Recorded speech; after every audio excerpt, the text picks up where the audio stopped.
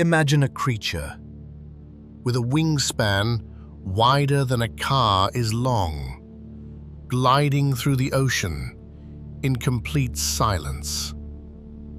No sound, no aggression, no warning, just grace. For centuries, sailors who saw it thought it was a demon. They called it the Devil Ray. They believed it capsized boats. They believed it dragged men into the deep. They were wrong. But what the manta ray actually is stranger, more beautiful, and more intelligent than any legend could ever capture. This is the giant manta ray, the largest ray on Earth, and one of the most mysterious minds the ocean has ever produced. The giant manta ray can reach a wingspan of 9 meters. 9 meters. That is wider than 2 family cars parked side by side, and yet it moves through water as if it weighs nothing. Unlike other rays, the manta does not live on the ocean floor. It lives in open water, in the blue, in the void. It flies, not swims. Its pectoral fins move in long, slow waves, exactly like wings cutting through air. Early divers who encountered them described the experience as watching something that should not exist. A creature the size of a small aircraft, hovering above you in silence. Moving without effort, breathing without noise, watching without fear. The manta ray is not built for speed. It is not built for aggression. It is built for something far more rare in the ocean: endurance. Here is the fact that will change everything you think you know about fish. The giant manta ray has the largest brain-to-body ratio of any fish on Earth. Let that settle. Not the smartest fish, not one of the smartest, the smartest. And the evidence is extraordinary. Manta rays have been observed returning to the same cleaning stations, specific coral formations, year after year, across migrations of thousands of kilometers. They remember locations, they navigate, they plan. But the most astonishing discovery came from a simple experiment. Scientists placed a mirror in front of a manta ray. It did not attack the reflection. It did not flee. It investigated. It moved toward the mirror, positioned itself, and began making repetitive movements, watching its own reflection respond. Self-directed behavior in front of a mirror is considered one of the rarest indicators of intelligence in the animal kingdom. Only humans, great apes, dolphins, elephants, and a handful of other species have ever passed this test. The manta ray passed it. A fish that may recognize its own reflection. Now here is the paradox. A creature this large, this powerful, this intelligent, eats almost nothing. Plankton.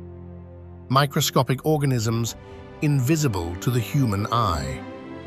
The giant manta ray opens its enormous mouth, wide enough to swallow a child whole, and filters thousands of liters of water every hour. It is the ocean's great filter. One of the largest animals alive, sustained entirely by some of the smallest. And here is what makes this even more remarkable. The manta ray has developed a feeding technique so sophisticated that scientists only recently began to understand it. When plankton concentrations are low, mantas perform barrel rolls. They somersault through the water in tight, precise loops, creating a vortex, a spiral of current that concentrates the plankton directly into their mouths. This is not instinct. This is physics. A creature that understands how to manipulate fluid dynamics to feed itself more efficiently. Evolution shaped a mind capable of solving problems we never expected a fish to solve. Every year, the giant manta ray disappears. It leaves its feeding grounds, its cleaning stations, the waters where it was born, and begins a journey of thousands of kilometers. For decades, we did not know where it went. We tagged them, we tracked them, we lost them. The ocean is too vast, the manta too free. Then, satellite tagging changed everything. We discovered that manta rays cross entire ocean basins, from the coast of Mexico to the open Pacific, from the Maldives across the Indian Ocean and back, navigating without maps, without instruments, without landmarks. How? Scientists believe they use the Earth's magnetic field. Sensory cells in their bodies detect minute variations in magnetic intensity, like a biological compass, calibrated to the planet itself. A creature that reads the Earth the way we read a map, following invisible lines through thousands of kilometers of open ocean, arriving at the exact same location year after year. There are places in the ocean where the rules change. Cleaning stations, specific coral formations, where small fish gather, waiting. And the giants come to them. Manta rays approach these stations, slow their glide, and hover, motionless. Then, the small fish begin their work. They swim across the manta's enormous wings, into its gills, even into its mouth, eating parasites, dead skin, bacteria. And the manta lets them. A creature that could swallow a diver opens itself completely to animals the size of a finger. What makes this remarkable is not the cleaning itself. It is the behavior around it. Mantas have been observed waiting in line, queuing. One manta finishes, another takes its place. Order, patience, social awareness. In a creature we once called mindless. For most of human history, the manta ray was left alone, too big to catch easily, too spread out to target at scale. Then demand changed everything. In the early 2000s, a market emerged in parts of Asia for manta ray gill plates, the filtering organs inside their mouths. They were sold as a health supplement. There was no scientific evidence they had any medical benefit.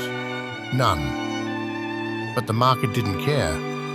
Within years, manta ray populations collapsed. In some regions, numbers dropped by more than 80% in less than a decade. A creature that had glided through these oceans for millions of years, nearly gone in 10. And unlike sharks, the manta ray reproduces extraordinarily slowly. A female gives birth to a single pup every 2 to 5 years. You cannot recover a population that reproduces this slowly while the hunting continues. The math is devastating. One species, one pup, every 5 years, against millions of fishing boats, against a global market, against human appetite. The manta ray has been in these oceans for 20 million years. 20 million. Humans have existed for less than 300,000. In that time, the manta developed intelligence, social behavior, navigation, memory, everything we associate with the highest forms of life on Earth. And yet we nearly drove it to extinction, chasing a product that did not work for a benefit that was never real. The manta ray is not dangerous. It has never harmed a human without provocation. When divers enter the water near them, mantas often approach. They circle, they slow down, they watch. Scientists who have spent years with them describe something they hesitate to put in papers. Curiosity, not fear, not aggression. Genuine curiosity. A 20-million-year-old mind encountering something new and choosing to investigate. We named it the Devil Ray. We hunted it for a cure that never existed.